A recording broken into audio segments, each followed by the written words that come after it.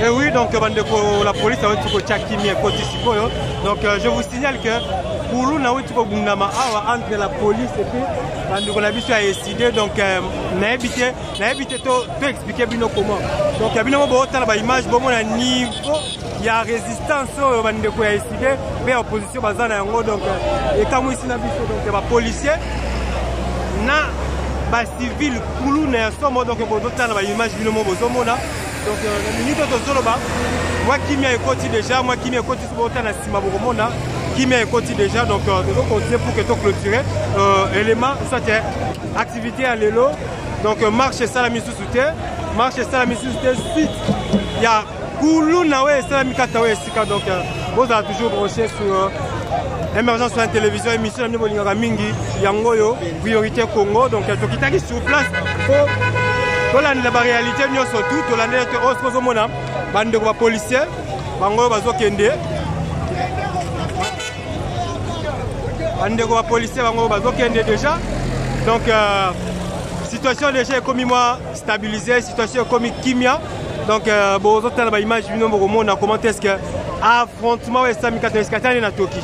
Talavmani Natoki, ils ont Kokima, donc, sur le ligne Moussala, vous avez pas pour le salaire, parce que niveau, il y a attaque que Zakat Nawesika, Velanga, Antoine Kitoufou et Ninaïb, ça va bien que pour le Rosa, Moussala Moussoufou, Linga Moussa, donc, je suis un professionnel de médias, donc, Nalinga Moussa, Nanga Oyo, alors, Marambo Tessami Lelo, Marche Fagestal Malelo.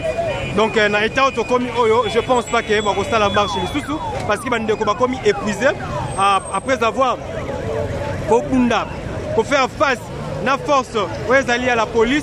Bah, 50 gaz, voire même 50, mais total niveau de résistance au Bandeko Bazanango. Donc, ils ont habité à décrire comment. Donc, Bandeko vraiment. Si les gens qui vont être dans l'Est de la guerre, ils vont repousser l'ennemi. Parce que la résistance aux alliés est à Rosaranaté. Donc merci à Bini confiance, merci à Carlos et José, merci à Antoine Kitoufou, et maître Fabrice Loboko, ceinture noire certifiée par la Fédération internationale de judo, le géant monsieur de Paris, Tony Balotelli, donc Naza Awa, Liboso à siège à SID. Liboso ya siège qui gère moi na mboka Martin Fayulu donc na opesa mu Congo bo mona bino moko donc ba militant bazalia ba combattant solo bazalia wa donc ba buni penda ba résistant donc ba résistant ba benaka ba résistant donc kulu na wa la cité tikala ozala te bitumba o na cité azala te 150 gaz ba beti bango mais bazanga ka mobimba donc c'est merci vraiment donc bon ça a toujours broché la pression est vraiment makasi donc vous on a bande ko tout bazalia équipe est mobilisée bazaki qui déterminé pour la marche au kokende tinanseni alors réalité de commune mususu alors tu éviter ceux qui marchent et qu'on continue qu'on salema to les andengeni ne marche zali donc marche zali donc restez toujours branché pour ça la direct. S'il vous plaît. Donc, on a été au Tokomi Langora, un sebandeko, marche to ça, l'issue. Pour ça, là, on a dit, toujours chez les banques. Tous allés là-bas. Donc, il faut ça, mais déjà, les salles aussi, sinon, tu ne me ou pas à travailler. Ah, l'inga mata qui t'a en salaté. C'est quoi, bandeko, oh, bangaba, accompagné de Mrs. Bazar, Banzela. Est-ce que vous êtes là-bas, on tombe dans la marche directement. C'est là-bas, on est sur Tobima. Attaque 15h, bon, ça marche. Ok, merci. Donc, comprenez déjà détermination, bandeko Bazar, là. Ça, on a mis dans l'opérateur parce que Bakambo, Kadi Masali, Kabiso Missus déjà tombé dans mon prophétie. Il y aura une élection chaotique à 5 jours. Tant qu'il y a un prophète qui avait d'abord dit dans mon église qu'il y aura des élections à 5 jours. Voilà aujourd'hui ce coup. Mais le Kadima, n'a pas passé pour le passé. Yo, au salaté. Merci. Kadima, nanga soit qui chance à Kima, mais Kadima Obimate, yo Kadima. On le resque Obimokima. Nanga j'ai chance à Kimi, mais yo Rosa le resque Obima. Yo Kadima. Merci vraiment de gros merci. Donc bon, ça va toujours branché sur émergence sur la télévision. Maître Fabrice Lobo qu'on mobilisé on tout année dans transpiré. Na bisa vous les aïe kezongi donc c'est pour l'amour de ce travail de moni to telemi to vandi kat na we sika donc to ziba image bien que bataille ezalaki bien que combat ezalaki donc on s'est donné à fond pour que to rater le côté to union surtout donc bon on a détail union surtout rester toujours branché. Merci. il y a eu beaucoup de blessés. On a déjà 2 blessés graves, sans compter nous avons à peu près 4 ou 5. C'est pas trop grave, mais nous avons 2 graves qu'on a essayé de sortir du siège, de le cider pour qu'on le ramène dans l'hôpital. Et puis ce n'est pas fini, là où nous ne faisons pas que face à la police congolaise. Nous faisons face aussi à la force du progrès. C'est cette milice qui sème du trouble ces derniers temps. Ils nous ont envahis ici partout. Ils sont là, à peu près 5 ou 10 poches. Ils nous ont encerclés. Mais une chose est vraie, les gens sont en train de résister. Nous rentrons à l'intérieur parce que marcher c'est un droit constitutionnel, protester c'est un droit constitutionnel. Et puis ce n'est pas fini. Les élections chaotiques que Tshilombo a créées et M. Kadima, ils n'ont qu'à assumer la responsabilité. Les Congolais pas à vendre, nous ne reculerons pas. Là où ils ont mis des machines, ils ont créé ce qu'on appelle les votes parallèles. Et les gens sont en train de voter et ils votent dans leur maison. Ils ont donné des machines, distribué des machines pour que les gens votent à partir de leur maison. Et enfin, les élections ont duré 4 jours, 5 jours, je ne sais pas dans quel pays du monde. La constitution, donc la loi électorale dit quoi? Les élections débutent de 6h à 18h. S'il y a un retard, on peut aller peut-être de 2h à 4h du temps, mais pas 2, 4 jours, 5 jours. Et quand les élections partent à 5 jours, il n'y a plus rien, il n'y a pas de témoin.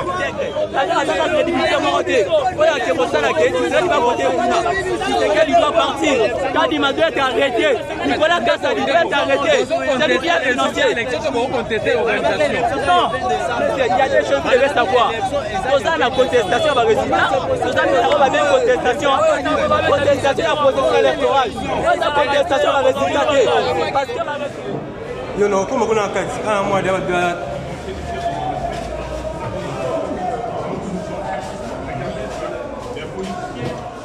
et oui, bandeko, donc vous voyez que au côté de la carte il y a siège vraiment décidé. Nous avons la carte vraiment bon on a la carte siège il y a décidé. Donc tu as qu'à porter intervient président la carte mais bandeko déjà parce que batonde belé besoin mon bino mo là. Donc il y a plein de gens donc moi on s'approcher de mes toujours là juste passer cette interview et puis nous avons un commissus pas dans la image à pas un commissus. Donc comprenez qu'affrontement est ça c'est vraiment inédit. C'est vraiment inédit donc tout côté pendant la siège on a robima libanda na robima pena libanda otala bino moko otala na zasiko libanda na balcon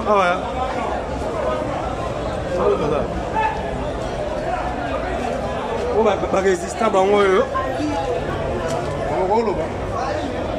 donc bandeko ba résistant na ba résistante bango yo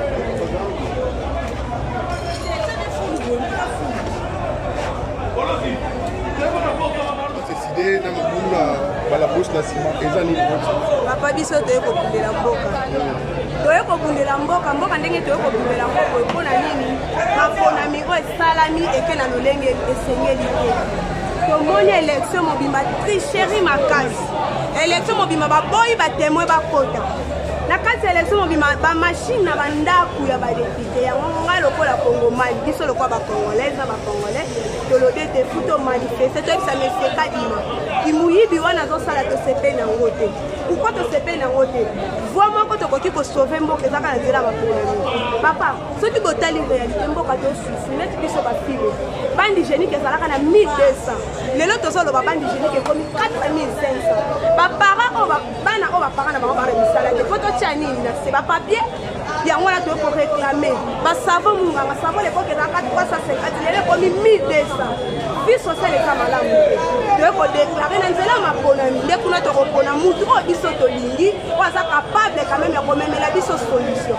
mais tomoni ete régime oyo maître Fabrice Koboko ceinture noire certifié par la Fédération internationale judo donc il y a besoin moyen à d'autres inspirés donc dans la carte vraiment il y a siège à décider nous besoin mon bandeko après avoir pour résister la force de la police donc on a invité ici il faut dire pour féliciter Bango parce que na niveau ya résistance au bazar na yango donc même à pour l'inciter parce que ça va trouble à niveau ok donc ça on m'a mususu donc on a mboka bandeko pela ba telemi on a mboka bandeko balobi que non non et non donc ba telemi donc on peut ça avoir la carte donc nous allons dans ba image pe pour ba détail tout Antoine Kitoufouni a vraiment un vrai Congolais, un vrai Kinois, moi on a yolo à solo, donc tous toujours ensemble.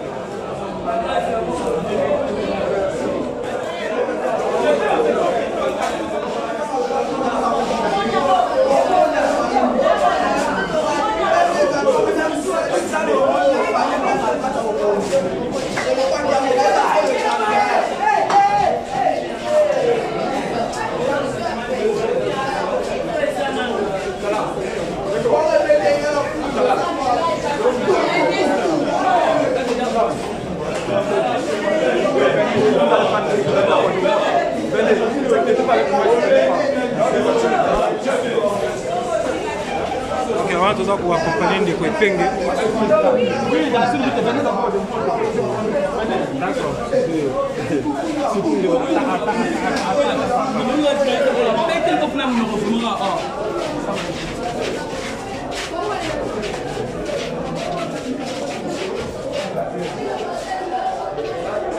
Pardon. Les sangs de nos camarades qui sont tombés ici. Certains, tel que vous voyez les gens qu'on a vus là, certains sont entre la vie et la mort. Il y a 4 sérieusement blessés avec des balles. On vous a présenté des douilles là-bas et des chargeurs. C'est les balles vives? C'est les balles, bien sûr, c'est ici. Martin Fayulu était évacué dans cette chambre-là. Et les blessés, on les a menés ici pour le contrôle. Donc il nous a fallu presque 1 heure pour supplier pour qu'on les évacue à l'hôpital. Si vous voulez voir tous les blessés à l'hôpital olympique, il y a 11 graves. Dont les 4 là, c'est marre des 5 que vous voyez, ce sont les blessés. Ça, c'est la démocratie, ça? C'est pire que l'époque de Kabila. Pour des gens qui voulaient exercer les droits constitutionnels. Article 26, qui nous donne le droit de marcher. Article 64, qui nous donne le pouvoir d'empêcher quelqu'un qui veut se maintenir au pouvoir par la violence. Mais c'est le mauvais demeurer au pouvoir par la violence. Et nous n'allons pas abandonner. Le peuple a été à la fois victime et témoin. Le peuple s'est fait escroquer sa volonté. On l'a empêché de voter. Les votes continuent jusqu'à aujourd'hui le 27. Après 7 jours, en violation de la loi électorale, en violation de la Constitution. L'IDPS ne connaît pas la démocratie, mais le peuple connaît la démocratie, le peuple va défendre la démocratie. C'est une première. La série va continuer et tous les Congos vont bouger jusqu'à ce qu'on annule les élections. Merci beaucoup. C'est les balles vives, non? Bien sûr. C'est le sang de ceux qui sont blessés. Vous avez vu les gens qu'on évacuait ici tout à l'heure, là les hôpitaux. C'est ici qu'on évacue. Regarde, jusque là-bas. Ce sont les gens qui Il y a quelqu'un qui est mort? Non. Jusque là, c'est très grave. Et personne n'est encore mort, mais c'est très grave. C'est le sang des gens qu'on évacue. Vous avez vu dehors là, on évacue les gens. Il y a 11 blessés graves, mais ceux qui sont plus graves, c'est les 4 qui étaient ici. Voilà. S'il vous plaît, que feriez-vous le 31 si M. Félix Antoine Tshisekedi est élu ou ça te proclame? On ne va pas attendre le 31. Ça, c'est un test. On a compris qu'ils vont c'est la violence qu'ils veulent exercer. Et le peuple doit se préparer par conséquent. Ok, merci.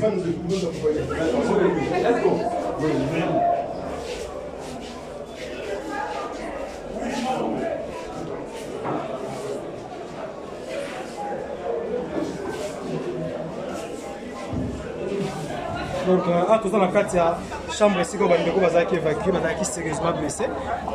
Tout le monde est résistant de la télémie. Donc, nous continuons toujours aux hommes bandeko. Déterminé comme un seul homme. Vraiment, les lots, côté les résultats, mais c'est Kadima. Non, mais c'est Chilomo. Le 20 décembre, tu venais voter Martin Fayulu Madidi. Donc, il y a parce que tu l'as mis pas pendant 5 ans. Un Congolais sérieux, Congolais dans la conscience, a jamais voté, mais c'est qui c'est qui. Depuis Congo est dans la Congo. Depuis le monde est dans le monde. Non, tout le monde a été l'élection mondiale à Boyi. Non, tout le monde a été l'élection à 7 jours. Non, tout le monde a été. Même Kabila, il y a des Rwandais étrangers. Parce que l'élection, il y a tout le monde comme Balamoko. Oh, tout le monde n'est pas qui c'est qui dit. Donc, elle est qui? Il y a un autre Boyi. Biso ba Congolais nyonso, biso ba Kinois. Nous avons appliqué l'article 64. Moto nyonso alingi à maintenir le pouvoir na biso par force. To robot to la parce que biso peuple, to li ko récupérer le pouvoir na biso. Nango to y à la siège. Antoine Kitofoué et Tony Balotelli, les gens, messieurs de Paris, maître Fabrice Timboko.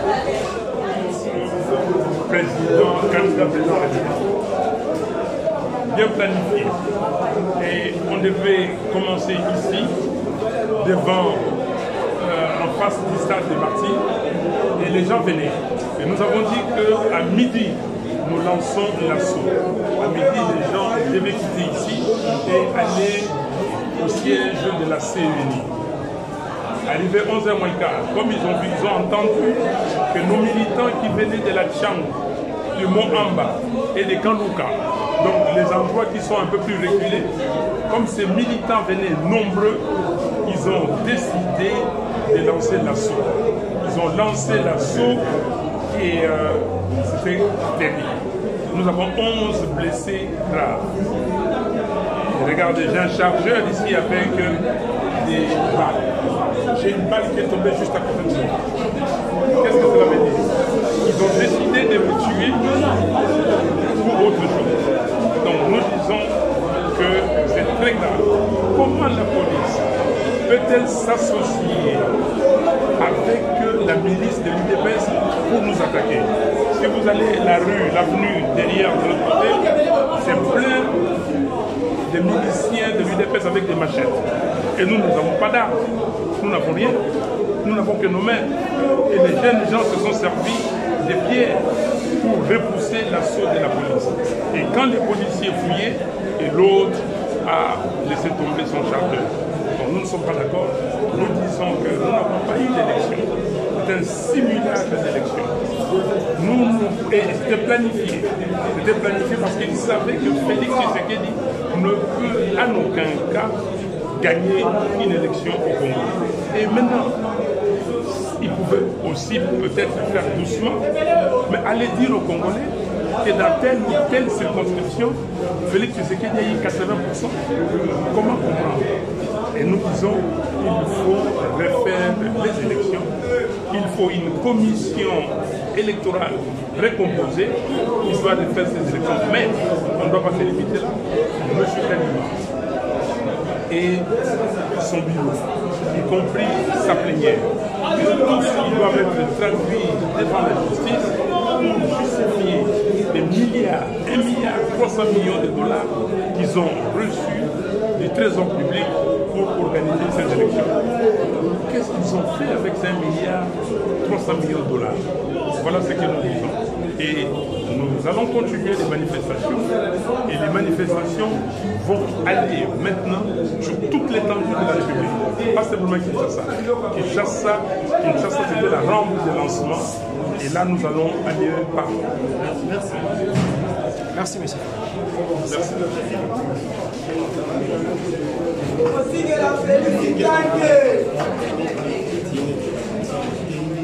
Bandeko, donc c'est déjà fini. On va clôturer Sikoyo après avoir interviewé M. Martin Fayoulou. On va vraiment Tina Katia Bio na yenga moko na kutaina donc pour mon ba image donc rien à dire vraiment. Marambele ki ndenge l'équipe no moni rien à commentaire au sala vraiment exact. Na pesika merci na bandeko tout bo soutenir ngai bo accompagner ka émission na bino priorité Congo na pesi mbote pe ba bonane na Francine Dombe Kandi Chama na pesi mbote na Carlos et José na pesi mbote na le géant messieurs de Paris, Tony Balotelli, papa na Kaiden, na pesi mbote na maître Fabrice Loboko, ceinture noire certifié par la Fédération internationale de judo. Motema ya maman na biso na lingaka mingi na kombo ya Talagaka. Et ça a vraiment bien maman Victoria quand il faut Zagazaka toujours. Un grand merci à mon sponsor officiel Antoine Kitufoueni Badi Badio, candidat provincial Kalamu, na pesi mbote numéro 69, bana Kalamu tu ba voter. Na pesi mbote na monsieur Bill Mobuka babonani ainsi que na famille Mobimba. Awa après avoir consisté musala bote na ndenge na transpirer. Na utiti na kati donc bomo na ba vidéo tout. Donc biso vraiment dans ba journaliste donc kota apena tina kati donc na yemoko président moko lobby par rapport à Maramunde Fakesta le Malelo binomo bomoni réalité donc rien à dire commentaire au stade les até bota ba image surtout bota ba ndeko tout ba a fait les à l'obéli, a fait l'impression par rapport à marche de l'Ingagesta les Malilo. Merci à l'équipe technique qui a toujours. On a l'on a un gamoko. On a un gamoko, on a un gamoko comme un vrai soldat, comme commando. Un vrai commando. On a un commando libération côté mon à Kanchach. Après ici, tout. On a un gamoko, donc la côte penalty à la carte. Donc, attaque tout le monde, on a toujours plein naki. On suit l'image, peut-être côté na carte siège. Merci Boulot Awa, merci Nabino, donc je vous aime bien, vous s'abonner massivement. Vous s'abonner. On te dit progrès, là ici, on va tenir uniforme à la police, on va se mettre des ordres dans la siège de la mission. De mettre-tu le mangar, de mettre-tu le mangar. Pouvoir ici là, car. Bagaz na bango, yango. Ici là, comme au bout de. Donc on te dit bango bagaz, comprenez l'ambiance de ça. On a 4 tiers bandeko ba résistant de bango yo donc kozana bango ba bundi sa to na kata ba blato ki matomba bango ba peti bango ba ya su deuxième ça ba mona deuxième combat merci donc ndeko courage vraiment et bandeko basala faki basala va défendre le territoire, va défendre Kijé, donc merci. Tous allons toujours ensemble, merci vraiment merci. Donc là on a déjà, merci.